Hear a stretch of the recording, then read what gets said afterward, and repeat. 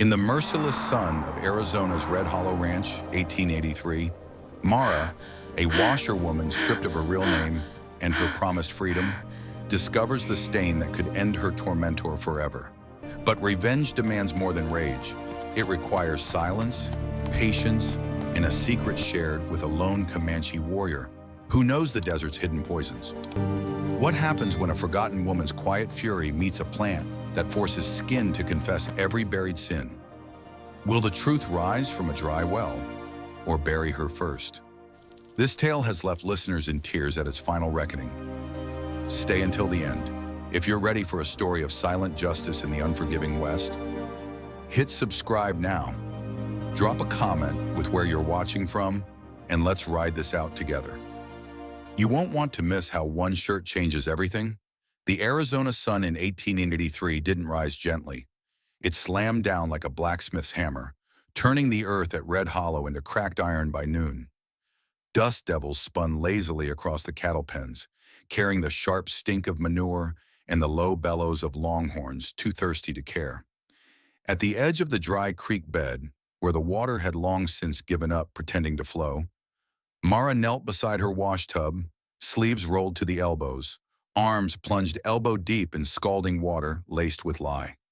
Her hands moved in the same rhythm they'd held for 15 years. Scrub, twist, rinse, repeat. Skin cracked and white from the alkali, knuckles swollen into permanent ridges.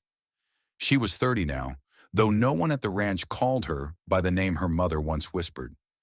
They called her Mara because Silas Crowe had decided it fit better than whatever Mexican-Spanish syllables she'd carried when she arrived at 15, sold with a thin promise of freedom after 10 years. That promise had burned to ash in the big house fireplace the day the decade ended. Crowe had laughed while the paper curled black, telling her washerwomen weren't born to walk free. She didn't cry then. She hadn't cried since. Instead, she learned to watch. Every morning, she noted the way Crowe's boots left mud different from the hands' boots, how his shirts came back with sweat that smelled of whiskey instead of honest work, how the ledgers he kept locked in the office drawer never balanced the same way twice. Silence became her ledger. She tallied every slight, every lash of the quirt when a sheet wasn't white enough, every time he spat that she was lucky to have a roof and a tub instead of the desert night. Across the creek bed, where mesquite thorns scratched the sky, Nokoni appeared most afternoons like a shadow that had decided to walk upright. He was Comanche, maybe 30 himself, lean from years of moving light and fast, hair tied back with a strip of rawhide, eyes the color of old obsidian. Once he'd scouted for the army until he understood the bluecoats wanted guides only long enough to find the water holes they could poison or claim. After that, they walked away, trading hides and information for flour and cartridges, keeping to the high ground where the ranch hands rarely rode. When he stopped by the creek, he never spoke first.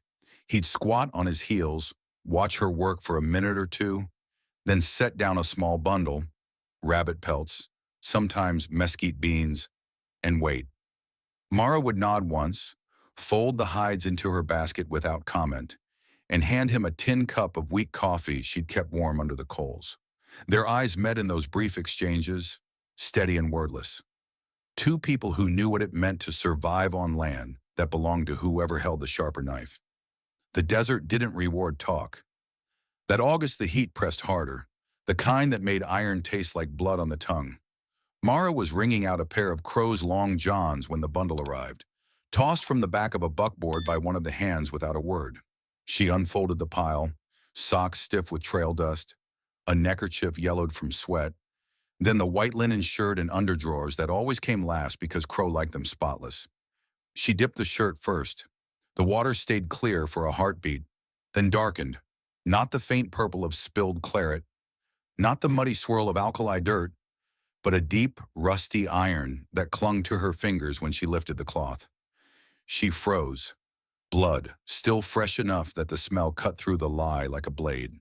Not animal blood, too bright, too human. Mara glanced toward the big house.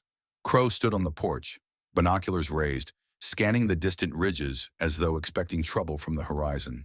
His jaw was set, the way it got when a deal had gone sour. She returned to the tub, heart steady but faster now, and worked the stain with deliberate care. As she turned the hem inside out to scrub the seam, her thumbnail caught on something hard sewn into the double fold.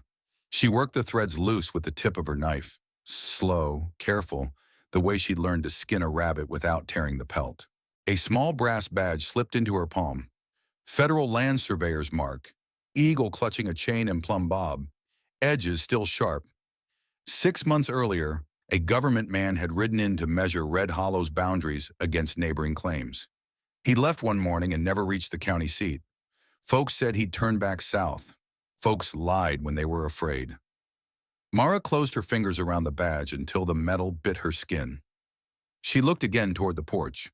Crowe had lowered the binoculars and was staring straight at the wash area, eyes narrowed against the glare.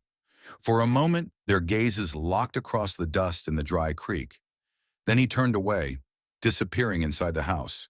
She tucked the badge into the waistband of her skirt, deep where no hand would search, and went back to scrubbing as though the water had never changed color. But inside, something shifted, the same quiet click she'd felt the night Crowe burned her freedom paper. Only this time, it wasn't resignation. It was the sound of a fuse finding dry powder. Night fell sharp over Red Hollow, the kind that dropped like a coyote's jaw, swallowing the day's heat and leaving only the chill whisper of wind through the mesquite. Mara waited until the ranch lights dimmed and the hand snores rose from the bunkhouse before slipping out, her skirt hem brushing the dust like a ghost trail. The badge weighed heavily against her side, a cold promise she carried toward the shadowed ridge where Nokoni's fire would flicker low, hidden from prying eyes. She found him there, cross-legged by the embers, sharpening a knife with slow, deliberate strokes that sang against the whetstone. He knew her step and didn't look up as she knelt opposite, pulling the badge from her waistband and holding it out in her palm where the firelight caught its brass gleam, turning the eagle emblem into a watchful eye. Nokoni set the knife aside, took the badge, and turned it slowly, his face impassive as carved stone. The federal mark stared back, chain and plumb bob-etched clear, a symbol of lines drawn on maps that stole land faster than bullets.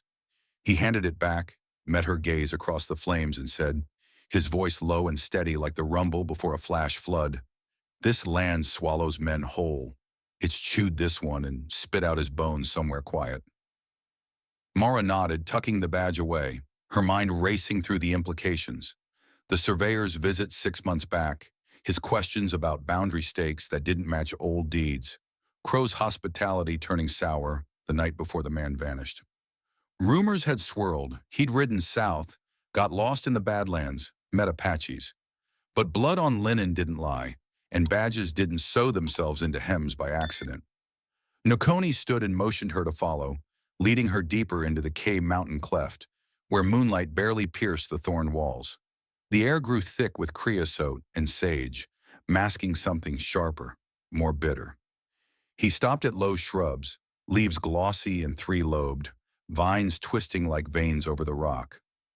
"We call it leaves that make skin speak truth," Nokoni explained, his words clipped and practical. The hard knowledge of a people who'd learned plants as allies in wars, white men called finished. He plucked a stem carefully, avoiding direct touch, and showed her the sap gleaming oily under the stars, potent enough to raise blisters on the unwary. Mara watched as he demonstrated the harvest. Gloves of scraped hide to shield hands, quick snaps to break stems without bruising, laying them flat on stone to dry under the night sky. "Not for killing quick," he warned, eyes flicking to hers, assessing her resolve, "but for making the body betray what the tongue hides. It waits for heat, for sweat, for guilt to open the pores like gates." She mirrored his movements, gathering a handful, her fingers steady despite the risk, each leaf a weapon forged from the desert's spite. They returned to the fire, where he showed the grinding mortar and pestle from Riverstone, slow turns to reduce dried leaves to powder fine as talc, invisible once mixed with lye or dusted into seams. As the powder sifted into a pouch he handed her, Nokoni leaned back and fixed her with a look that cut through pretense. "This isn't medicine, it's judgment. Use it wrong, and the land claims you, too." Mara tied the pouch securely, feeling its weight like the badge, a twin promise of reckoning. She paused at the firelight's edge, turning back to ask softly, "Why help me?" He shrugged, blade catching flame. "Because some lines on maps need erasing, and some debts the desert collects itself." Dawn crept over the ridges as Mara returned to her shack, pouch hidden deep in her basket under clean linens. The ranch stirred, hands heading to the corrals while Crow emerged on the porch, coffee in hand, scanning the horizon with a tense jaw. Whispers among men spoke of a marshal riding in soon, questions about the missing surveyor hanging heavy as storm clouds. Mara plunged back into work, but each scrub carried intent, her mind mapping the plan like Nokoni mapped trails. Wait for the next laundry drop, mix powder into wash for Crow's clothes, let fabric drink it in. The badge and leaves, tools for a woman who'd washed others' sins long enough to make them stick. Rumors thickened that week, hands muttering over beans about federal eyes on Red Hollow's edges. Boundaries Crow pushed with false stakes and buried markers. Mara listened from the shadows, piecing it together. The surveyor found fraud, threatened exposure, paid with blood now faded but etched in her memory. The days after Mara pocketed the powder stretched taut as fence wire in a windstorm, every hour pulling tighter while the ranch waited for the marshal's arrival. Hands rode out at dawn to mend fences that never stayed mended, their talk low and guarded about federal men who asked too many questions and carried badges that matched the one hidden in her skirt. Crow paced the porch more often now, boots thudding against weathered boards, eyes flicking toward the horizon where dust plumes sometimes rose like smoke signals from distant riders. Word came mid-morning on a Thursday. The marshal would reach Red Hollow by noon the next day, riding in from Tucson with papers and a warrant if needed. Crow summoned the hands to the main yard, voice clipped and sharp, ordering the place scrubbed clean, corrals raked, bunkhouse aired, and every stitch of his personal laundry washed fresh for the meeting. "I want that linen white enough to blind a man," he barked, gaze sliding past Mara where she stood by the wash lines, then locking on her for a beat too long before he turned away. She carried the bundle to the creek without hurry, spreading the garments across flat stones. Long John's undershirt, the crisp white linen shirt he favored for company, and the black neckerchief he knotted tight against the sun. The powder waited in a small leather pouch tucked inside her sleeve, fine as talc and odorless until it met moisture. She built a separate tub away from the others, filling it with water heated over coals until steam rose in thin coils, then stirred in the usual lie while her fingers worked the pouch open beneath the surface. A measured pinch went into the water first, dissolving without trace, turning the clear liquid only slightly darker, the way alkali sometimes did on its own. She submerged the underdrawers next, letting them soak while she scrubbed the shirt collar with deliberate pressure, working the fibers until they drank deep.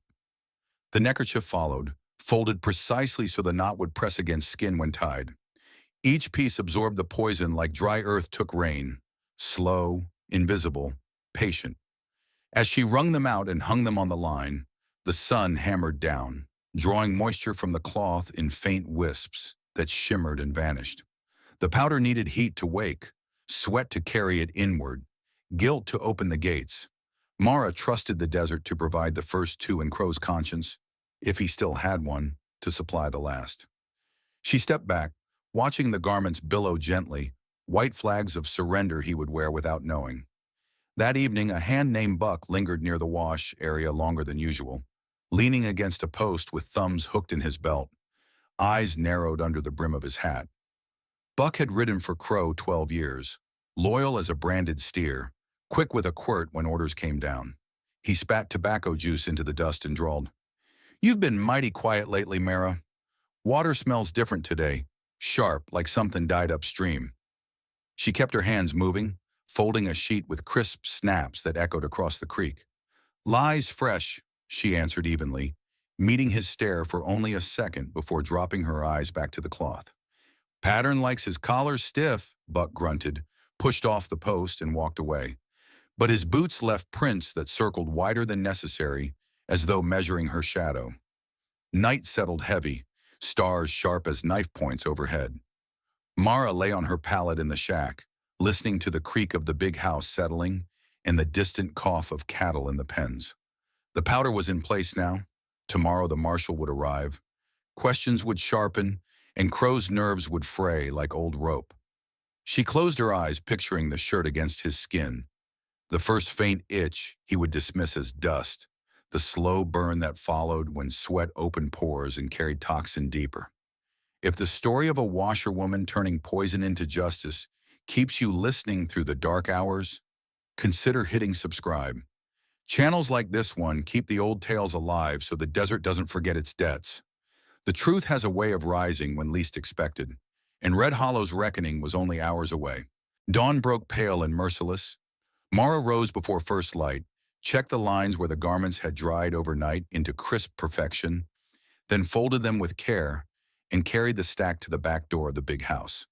A kitchen girl took them without a word, and Mara returned to the creek, hands already in fresh water, scrubbing as though nothing had changed. But everything had. The fuse was lit, and the wind was picking up. The noon sun stood directly overhead when the marshal rode in, dust trailing him like a long gray scarf across the yard.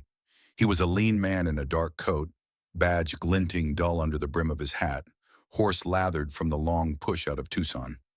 Crowe met him at the gate with a handshake too firm and a smile that didn't reach his eyes, ushering him toward the porch where a table waited with bottles of rye and 2 clean glasses. Mara watched from the wash lines, hands busy folding sheets she had already folded twice, eyes tracking every move.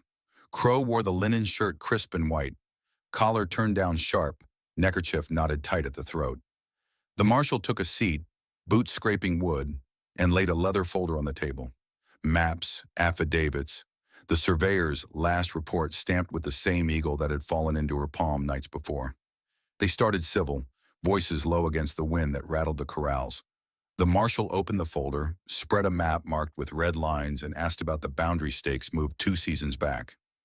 Crowe leaned forward, finger tracing a new line he claimed followed an old creek bed, voice steady as he explained water rights and grazing leases.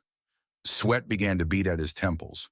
First one drop, then a thin sheen across his forehead that he wiped away with the back of his hand. The marshal pressed, voice calm but edged, asking where the surveyor had gone after leaving Red Hollow. Crowe shrugged, poured more rye, and said the man rode south toward the border, probably chasing a lead on Apache stock thefts.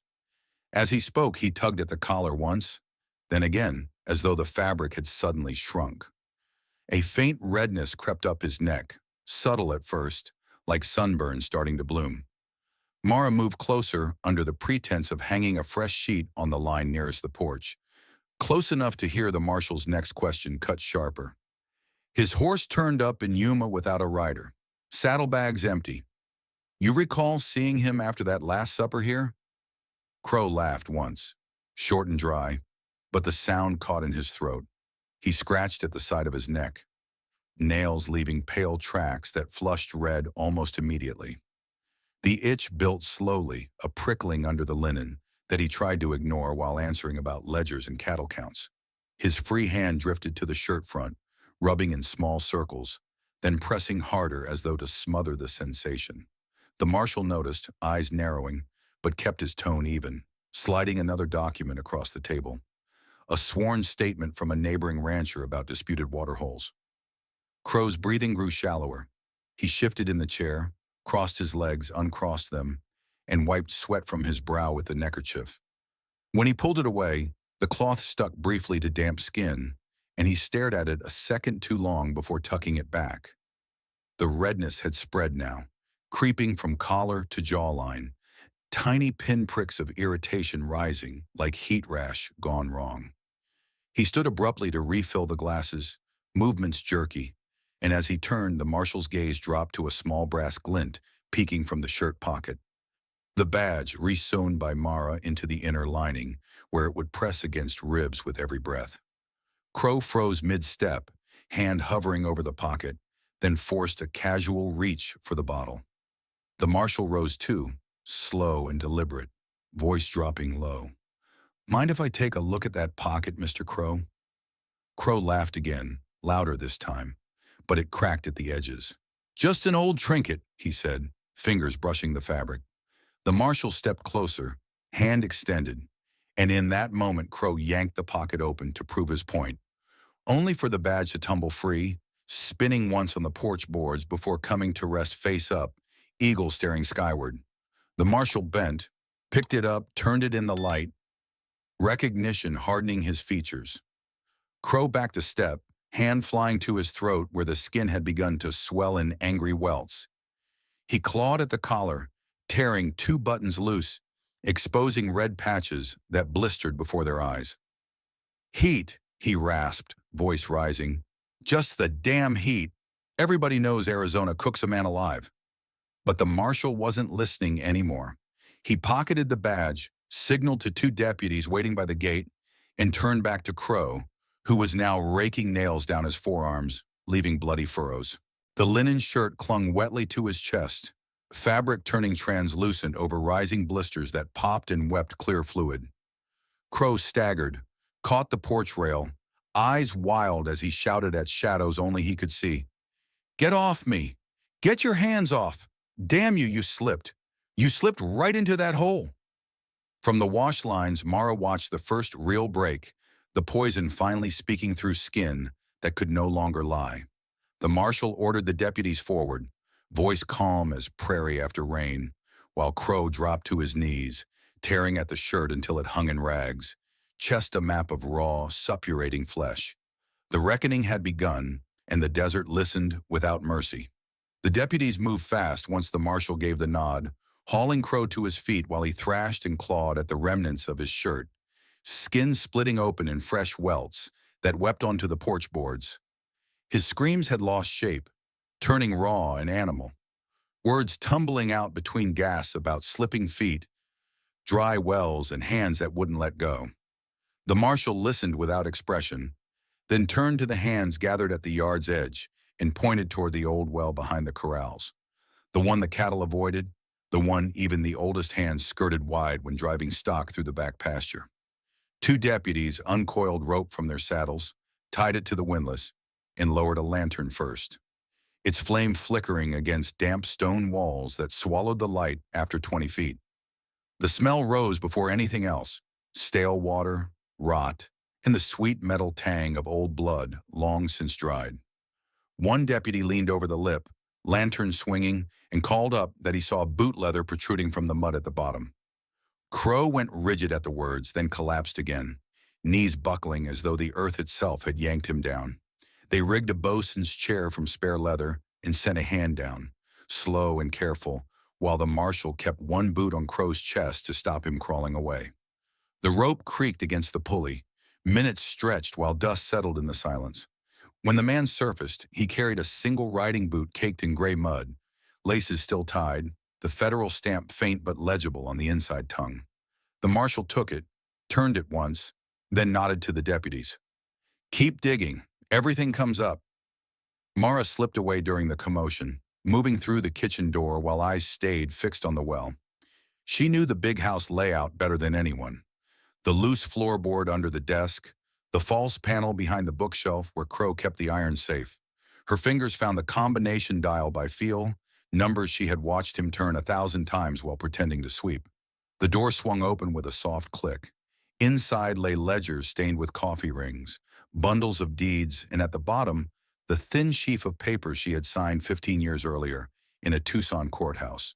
Ink faded, but signatures still sharp. She tucked them into her bodice, then paused at the kitchen range, where coals still glowed red. A single spark dropped onto a stack of false boundary maps caught quickly. Flames licked up, hungry and clean, eating paper that had no right to exist. Smoke curled toward the ceiling as she stepped back into the yard, face composed, hands empty except for the weight of freedom against her ribs. By then, the well had given up more. A femur wrapped in shreds of riding breeches, then the surveyor's satchel, oilcloth cracked but intact, maps inside smeared with dried mud, yet legible enough to show every altered line Crowe had drawn.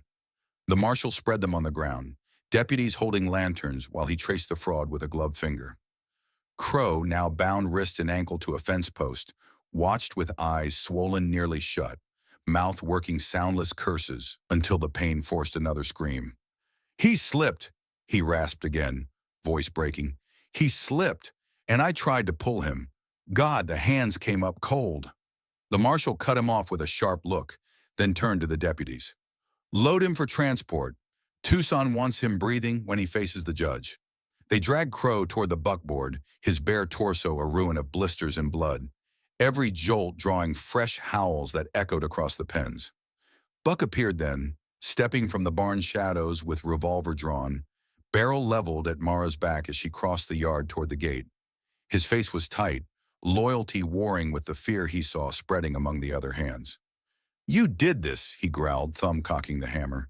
Whatever you put in his clothes, you poisoned him. Hand over those papers or I'll drop you right here. Mara stopped, turned slowly, meeting his eyes without flinching. Marshall's already seen the badge, she said, voice steady as flat rock. Seen the maps, seen the bones. You shoot me now, you just add another body to the well. Buck's hand trembled. Behind him, the deputies paused, hands drifting toward their own guns. The wind picked up, carrying smoke from the big house where flames now licked the upstairs windows. The marshal stepped between them, voice calm and final. Stand down, Buck. She's done nothing but wash what needed washing. Buck hesitated, then lowered the revolver, his shoulders sagging as the deputies closed in and took his weapon. Mara walked past without another glance, straight to Marshall, who handed her a folded document, official manumission, stamped and signed, along with a note promising restitution from seized assets. Nokoni waited at the north fence line, horse saddled and ready, reins loose in his hand. He said nothing as she approached, only nodded once toward the open desert, where the trail north wound between low ridges. Mara mounted behind him, arms around his waist, the papers secure against her chest. The ranch shrank behind them as the horse picked up a steady trot, dust rising in their wake while the last light bled red across the sky. Red Hollow stood silent now except for the crackle of fire and the low moans of a man who had finally run out of lies. The well had spoken, the desert had collected its debt, and Mara rode toward a horizon that held no tubs, no lie, no borrowed names, only the long, clean line of land that belonged to whoever walked it free. What did Mara's quiet revenge teach us about justice in a world that tried to erase her? Was the poison too cruel, or exactly what the desert demanded for years of stolen freedom? Drop your thoughts in the comments. Did the well finally speak loud enough, or do you see echoes of this story in today's shadows? I'm grateful you stayed until the end, riding this dusty trail with me from the wash tub to the open horizon. Stories like these only live when people share them, so pass this one along if it struck a chord. Until the next tale of silent reckonings and hard-won dawns, keep listening. The West still has secrets waiting to rise. See you soon.